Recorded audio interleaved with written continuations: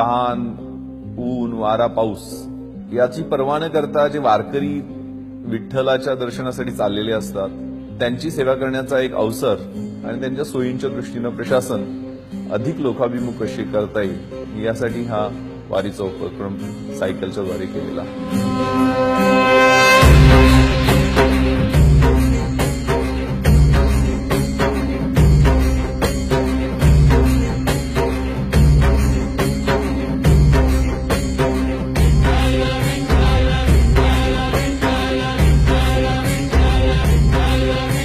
वाहतुकीचं नियमन करणं, गर्दीचं नियंत्रण करणं आणि घातपातापासून या पूर्ण दिंड्यांचं संरक्षण करणं. तर त्या अनुषंगानं मी वारीच्या अगोदर साधारण 3-4 दिवस पूर्ण रूट पाहणं माझं कर्तव्य समजलं.